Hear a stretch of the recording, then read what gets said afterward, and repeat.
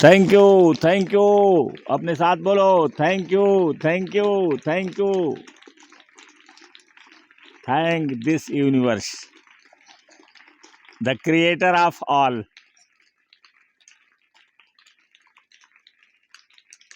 Thank you, thank you, thank you, the creator of all. एक एक second कुछ न कुछ करता रहता है। देखो, कल साफ था, आज कोहरा हो गया। तो ये सब कौन क्रिएट करता है? इस ब्रह्मांड की शक्तियां ही सब क्रिएट करती हैं। तो आज का जो टॉपिक है, ब्लैक बोर्ड पर नोट कर दिया है। और ये आपको इसके पहले जो पढ़ाए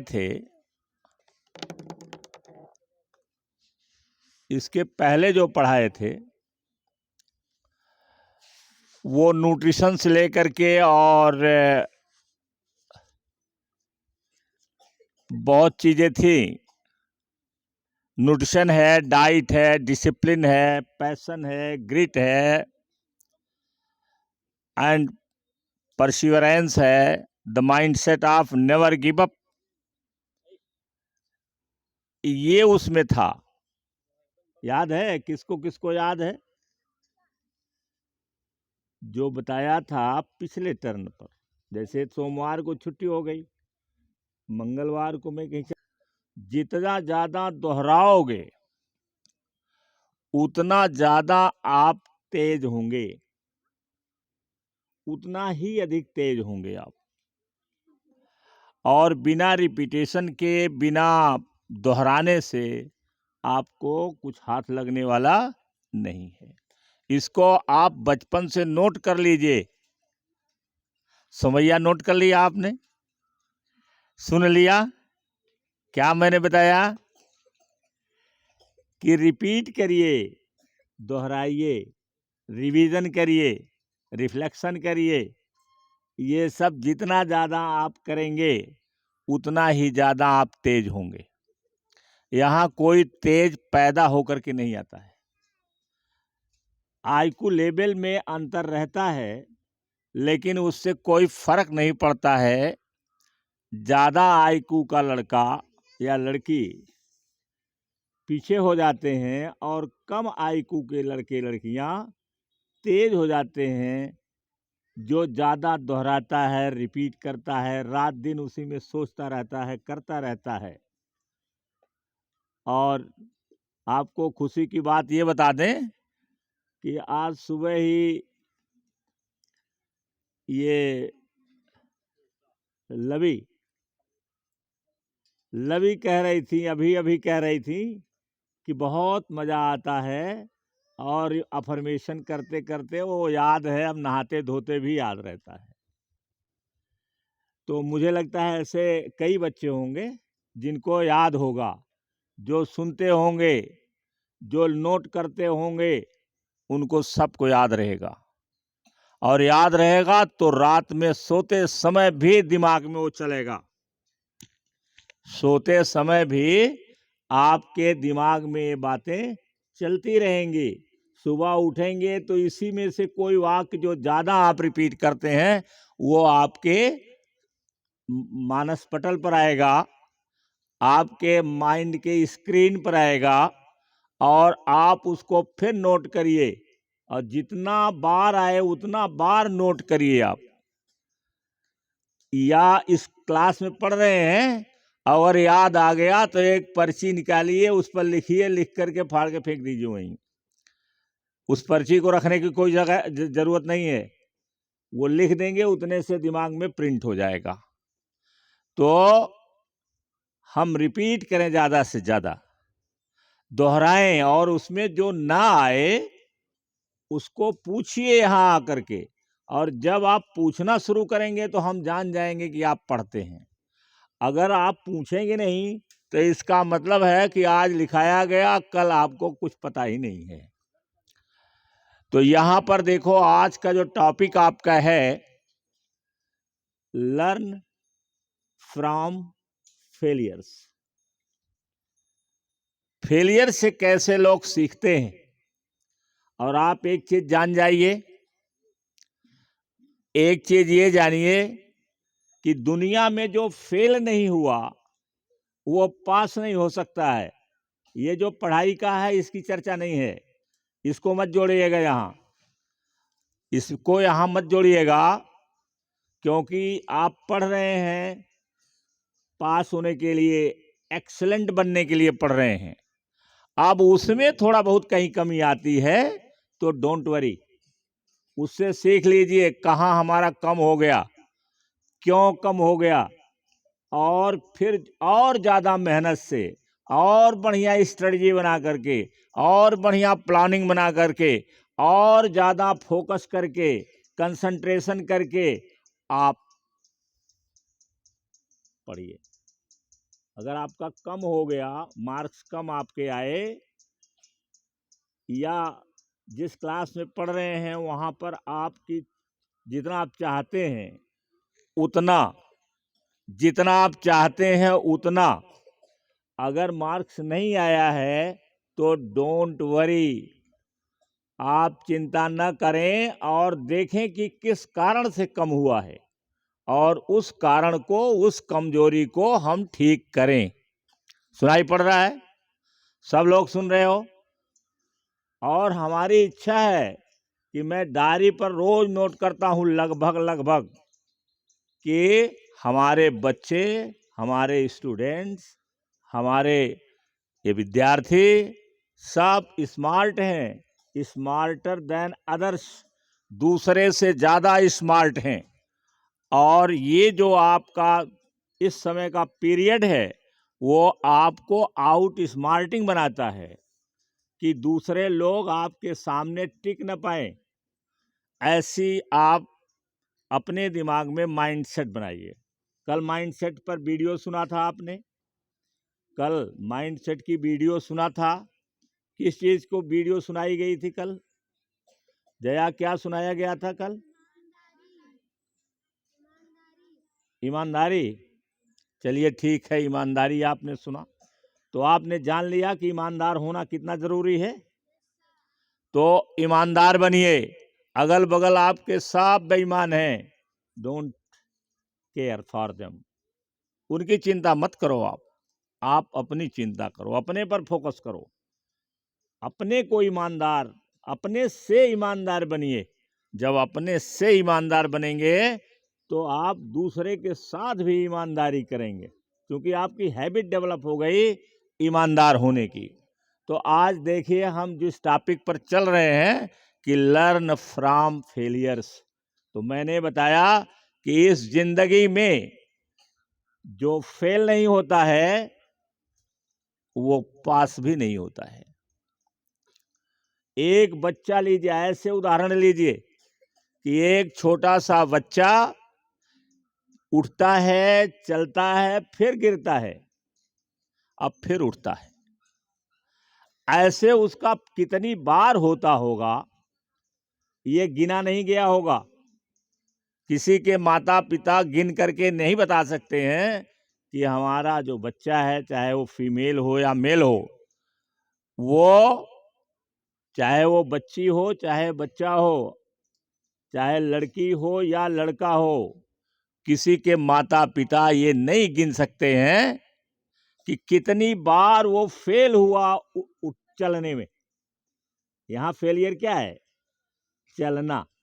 उसका उद्देश्य क्या है कि खड़े होकर के, जैसे अनेक लोग दौड़ते हैं, जैसे अनेक लोग इधर उधर जहाँ भी देखता है या देखती है तो लोग खड़े खड़े चलते हैं, तो उसका भी अंदर से दिल करता है कि हम भी दौड़ें। आप देखिए अपने घर में छोटे बच्चे जो हैं, जो अभी बहुत छोटे हैं, उनको देखो कि वो चलने की कोशिश करते हैं और गिर जाते हैं, फिर उठते हैं, फिर गिर जाते हैं। तो माता पिता उनके लिए कुछ उपकरण भी ला देते हैं, बाजार में आजकल सारा चीज उपलब्ध है, तो उसको पकड़ करके वो चलते हैं। हालांकि ये ठीक नहीं है, वो चलना जब भी सीखें स्वयं से सीखें, उसमें किसी सहारे की जरूरत ज्यादा नहीं है। सहारा आप दे सकते हो, जैसे खड़ा हो जाएं या खड़ा गिर रहे हैं, आपने रोक दिया थोड़ा सा, ये तब संभव है। लेकिन उसको गिरने दीजिए और फिर उठेगा, गिरेगा, तो जब 1000 बार कहीं ऐसा हो जाएगा तो वो चलना शुरू कर देगा, और चलना शुरू कर देगा तो दौड़ना भी शुरू कर देगा। हो जाएगा कि नहीं? अब तो हो गया उसका, अब तो स्टार्टिंग हो गई, बिगिनिंग हो गई, शुरुआत हो गई। अब उठ करके चलना शुरू किया, धीरे धीरे दौड़ना शुरू कर देगा। देखिए, छोटे बच्चे से आप उदाहरण लीजिए, मछली है, आप कभी देख लीजिएगा यहाँ अपने स्मार्ट टीवी पर कि मछली ऊपर से पानी गिरता है, झरना है, और मछली छोटी छोटी मछलियाँ, बड़ी नहीं चढ़ती हैं, छोटी छोटी मछलियाँ जो 1-1 इंच की, 2-2 इंच की रहती हैं, वो पानी गिरता है और नीचे से चलती हैं, और वो जैसे दीवार टाइप का रहता है पानी, और उसमें मैंने देखा कि आधे दूर पकड़ जाती हैं, इसके बाद गिर जाती हैं। पानी का धक्का इतना तेज रहता है ऊपर से कि वो गिर जाती हैं, और फिर चलने लगती हैं, फिर चढ़ने लगती हैं, और उसमें से कुछ गिरती रहती हैं ज़्यादा, और कुछ जो है पहुंच जाती हैं ऊपर, जहाँ से पानी आ रहा वहाँ पहुंच जाती हैं। और मुझे ताज्जुब होता है कि पहाड़ पर, जैसे मैं लैंसडाउन क्षेत्र में पढ़ा रहा था, तो वहाँ पर जंगल में अगर थोड़ा सा तालाब है तो वहाँ भी छोटी छोटी मछलियाँ मिल जाती हैं, देखने के लिए मिली। उस तालाब में छोटा सा है, वो बहुत बड़ा नहीं है, जिसको हम लोग गड्ढा बोलते हैं। पानी बरसात में इकट्ठा होता है, और जब उसको देखा मैंने तो वहाँ भी छोटी छोटी मछली। इसका मतलब कहीं से चढ़ के आती है ना वो, तो चढ़ना और गिरना, फिर चढ़ना, फिर गिरना, और इसके बाद तब सफलता मिलती है। अब आपको मैं बताने जा रहा हूं, जैक मा के बारे में आपको कई बार बताया है।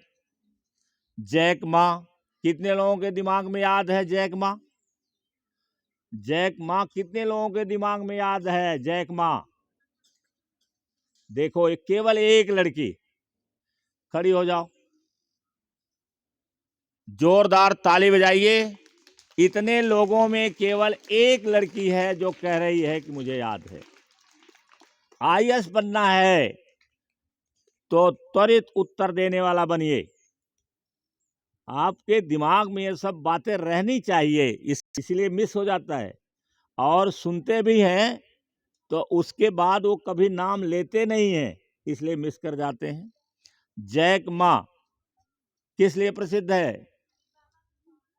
हाँ, अली बाबा के फाउंडर हैं, और उनकी जो, वो भी अमेजन की तरह से ही काम करते हैं। अमेजन की तरह से, जैसे अमेजन.com है, वो सामान बेचता है, वैसे जैक मा भी अली बाबा के अंतर्गत सामान बेचते हैं। तो जैक मा अंग्रेजी पढ़ने के लिए, क्योंकि चाइना में उस समय अंग्रेजी का दौर नहीं था, चाइना अंग्रेजी नहीं पढ़ाता था। चाइना बाद में अंग्रेजी पढ़ाना शुरू किया है, जब इंटरनेट आ गया है। चाइना में नहीं अंग्रेजी पढ़ाई जाती थी। जैक मा को अंग्रेजी पढ़ने के शौक था, पैशन था। शौक समझिए क्या, पैशन। पैशन माने मैंने बता दिया है कि जैसे कोई आग लगी हो आपके अंदर, वो पैशन है। तो अंग्रेजी के प्रति उनको पैशन हो गया, और अंग्रेजी जानने के लिए 9 किलोमीटर साइकिल से जाते थे, जहां पर अंग्रेज आते थे, और अंग्रेजों को फ्री में गाइड करते थे। 1 पैसा लेते नहीं थे, केवल एक चीज कहते थे, मुझे अंग्रेजी सिखा दीजिए, मुझे अंग्रेजी सिखा दीजिए। और जैक मा इन किन प्रकारेण हाई स्कूल पास किए, और इसके बाद नौकरी वो ढूंढने लगे, और नौकरी ढूंढने लगे तो 30 जगह से वो रिजेक्ट हो गए, 30 जगह वो फेल हो गए। उनको कोई लेने वाला नहीं था। वो चाहते थे कि मैं हाई स्कूल का टीचर बनूं, लेकिन कोई उनको लेने वाला नहीं था। किसी तरीके से बहुत लास्ट में कोई स्कूल रहा जिसने ले लिया और जैक मा वहाँ अंग्रेजी पढ़ाने लगे। तब तक अंग्रेजी का कुछ प्रचलन भी हो गया था और अंग्रेजी पढ़ाना शुरू कर दिया उन्होंने। लेकिन कुछ ही दिन के बाद जब उनको अंग्रेजी आ गई, कुछ और आ गया, तो अमेरिका चले गए कुछ करने के लिए, पीएचडी करने के लिए संभवतः गए वो। तो वहाँ पर भी हार्वर्ड विश्वविद्यालय में उनको मौका दिया कि आप पढ़िए, और वहाँ पढ़ने लगे। तो वहाँ अमेरिका की जब अमेरिका देखे कि कैसा अमेरिका है, तो उन्होंने सोचा हम चाइना में ऐसे करेंगे, और चाइना में करे तो देखिए फेलियर की हाल। ध्यान भंग नहीं होना चाहिए, ध्यान भंग करोगे ध्यान आसानी से भंग हो जाता है। तो जब यहाँ पर इंटरनेट स्थापित किया अलीबाबा के नाम से, तो 2 साल तक खाने के लाले पड़े थे। 2 साल तक कोई ग्राहक उनके पास आया ही नहीं, और उनके खर्चे कैसे चलें। लेकिन इसके बाद जब आने लगे लोग, तो पहले 2-4 लोगों के लिए वो तरसते थे, आज उनके पास करोड़ों ग्राहक हैं, मिलियंस में ग्राहक हैं उनके पास। तो अगर वो डर गए होते, फेल होने से डरे होते, तो क्या आज दुनिया के आइकॉन बने होते जैक मा? न देखने में सुंदर हैं, न हाइट इनकी ज़्यादा है, और न तो बहुत बड़ी एजुकेशन है, बहुत बड़ी एजुकेशन भी नहीं है। और आज जैक मा दुनिया के आइकॉन हैं। हर देशों में उनको बुलाया जाता है अपना इंस्पायरिंग लेक्चर देने के लिए, ये जैक मा। और इसके पहले जहाँ से लोगों ने सीखा है, जहाँ से प्रेरणा लोगों को मिली है, वहाँ की बात करें शुरू की, वो है कर्नल सैंडर्स। नोट कर लो नाम, उनको अंग्रेजी आ जाएगी। मुझे लगता है कि हमारे बच्चे अंग्रेजी जल्दी से जल्दी सीख लेंगे, और जूनियर हाई स्कूल तक जाते जाते उनको अंग्रेजी बोलना लिखना आ जाएगा। तो आप जब इन किताबों को पढ़ोगे तो आपको ज्ञान पैदा होगा। कर्नल सैंडर्स, हिंदी में लिख लो, अंग्रेजी में लिखना चाहो तो लिख लो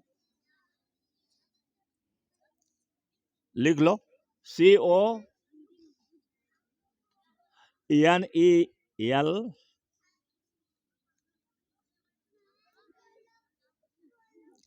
कर्नल। कॉलोनल लिखा जाता है वहाँ, अमेरिका में कर्नल नहीं लिखा जाता है, कॉलोनल लिखा जाता है। तो कॉलोनल में CO, फिर LO, फिर NE, सैंडर्स, SAN। इधर नहीं लिख रहे हैं, डायरी नहीं लगता है कि एवरेज पर्सन रहना चाहते हो, और अभी जानते हैं ये बच्चों के समझ में नहीं आता है। हम भी पढ़ते थे तो एक तो ये चीजें बताई नहीं जाती थी, लेकिन कुछ हमारे गुरुजी लोग कहते रहे होंगे, तो बहुत कुछ याद नहीं है। लेकिन ये गुरु की देन है कि मुझे अंग्रेजी आई, मुझे अंग्रेजी पढ़ाने की शौक पैदा हुई, और एक लक्ष्य मेरा केवल था, एक लक्ष्य केवल, कि मेरे जो इंटरमीडिएट में टीचर थे स्वर्गीय श्री बादशाह हुसैन, जिनको यहाँ कहते थे 2-4 जिले में ऐसा अंग्रेजी का टीचर नहीं है, बनारस के गोल्ड मेडलिस्ट थे वो।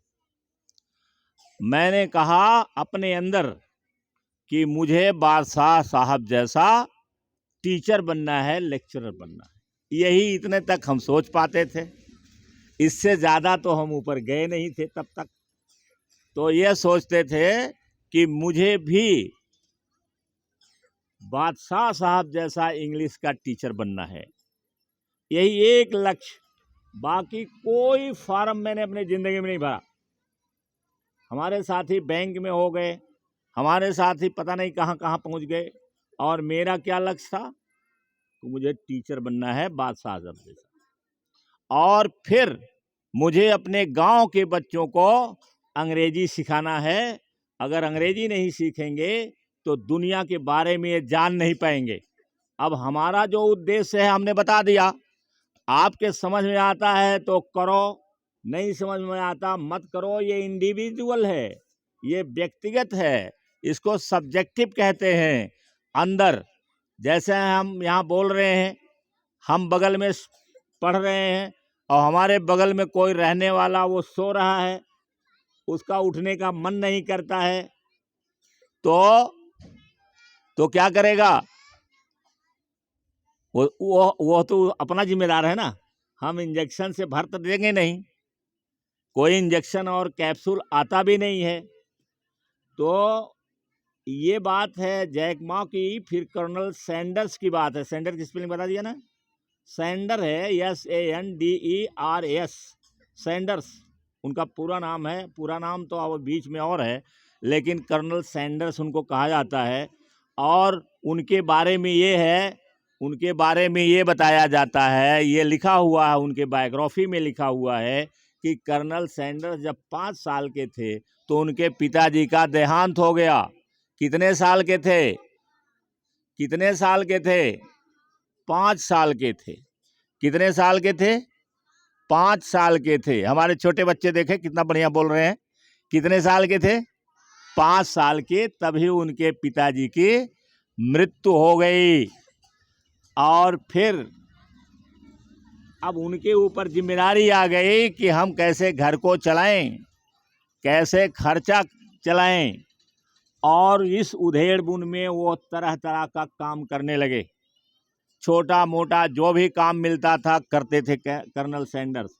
इन किन प्रकार वो फौज में चले गए, युद्ध में भाग लिया, और बाद में जब युद्ध समाप्त हुआ तो वह घर आ गए। और घर आने के बाद रात दिन ये सोचते थे कि मैं कैसे पैसे वाला बनूं।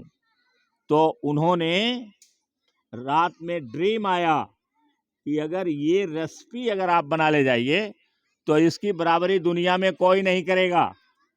और इसके बाद वह 1009 लोगों से मिले थे कि हमारी ये रेसिपी ले लीजिए और इसके बदले में हमें पैसे दीजिए।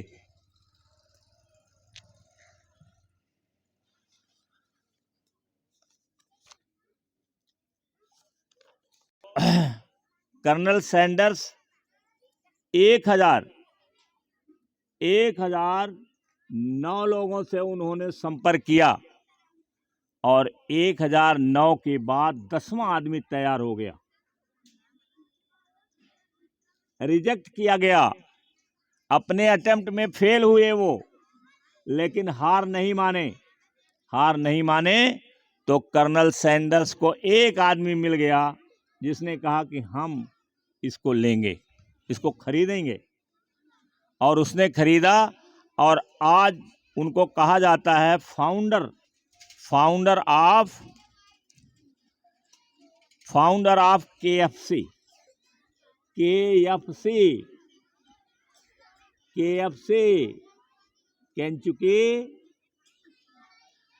केंचुकी फ्राइड चिकन उनका रेस्टोरेंट है, केंचुकी फ्राइड चिकन। और आज ये हजारों इसके फ्रेंचाइजीज हैं, मतलब हजारों इसके इन दुकानें हैं, हजारों दुकानें हैं। और दुनिया के अमीर आदमी में उनका नाम हो गया। और 60 साल तक प्रयास करते रहे वो। 60 के उम्र में उनको यह सफलता मिली है, ध्यान रखना।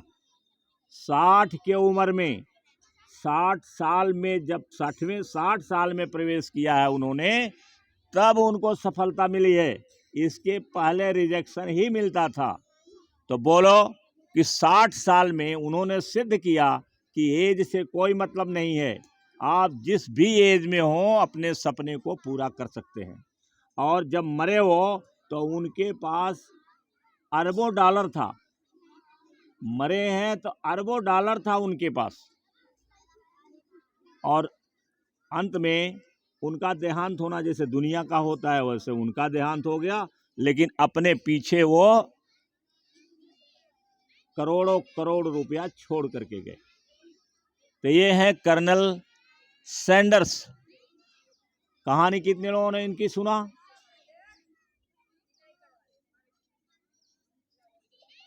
अब इतने लोगों में हाथ भी थोड़े से उठाएं। कर्नल सैंडर्स की कहानी। और माइकल जॉर्डन का नाम कितने लोगों ने सुना है? जरा हाथ उठाओ।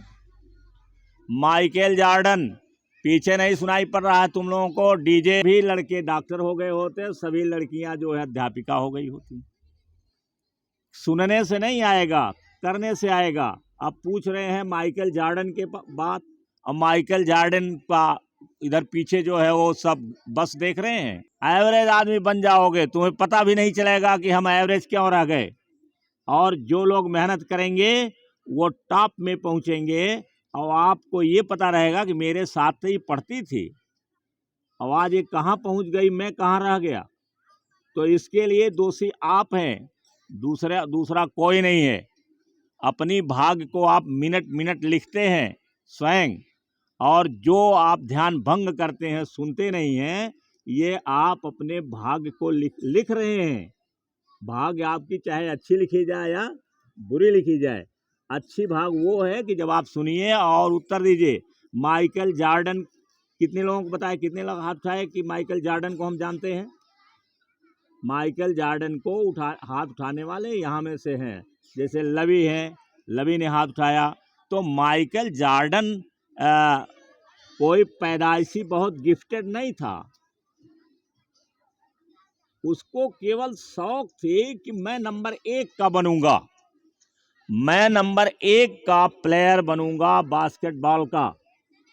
और अंत में वो दुनिया का टॉप मोस्ट बास्केटबॉल प्लेयर है। आज भी बास्केटबॉल में उसकी कोई बराबरी नहीं कर सकता है। और इसी के बारे में बताए थे कि वो केवल 3 घंटा सोता था अपने प्राइम टाइम में, जब वह उसका जब जिसको कहते हैं कि जो उसका सबसे चरम सीमा थी उसके प्रदर्शन का, उस समय केवल 3 घंटे सोता था। अब बाकी वो प्रैक्टिस करता था, एक्सरसाइज करता था और वो रहता था। तो फेलियर जो है ये किसी आदमी को समाप्त नहीं कर देता है, फेलियर सीखने के लिए है कि उससे आप सीखिए और दूसरे दिन और जोश से उसमें काम करिए, और आगे काम करिए, और बढ़िया स्ट्रेटजी बनाइए, और बढ़िया प्लानिंग बनाइए, और बढ़िया आप जैसे आप 200 वो सिटअप करते हैं तो आप एक एक दिन जो है बढ़ाते जाइए। 200 सिटअप करना है तो 201 कर दीजिए, 202 कर दीजिए। ऐसे अगर नोट नहीं बनाते हैं तो आप जब सुन लिए तो नोट बनाइए, और अपने लेसन का एक मैप बनाइए कि ये है, और उसके बाद रिपीट करिए, दोहराइए। तब इसके बाद और अपने जितने भी फेलियर्स हैं सबसे सीखिए। फेलियर सीखने के लिए होता है, फेलियर माने असफल नहीं। असफल तो तब होंगे आप, इसको नोट कर लो, जब आप गिव अप कर देंगे। जब आप गिव अप करेंगे तब फेल हो जाएंगे, अर्थात आपका माइंडसेट है थक गया, अब वो कहता है कि हमारे बस का नहीं है।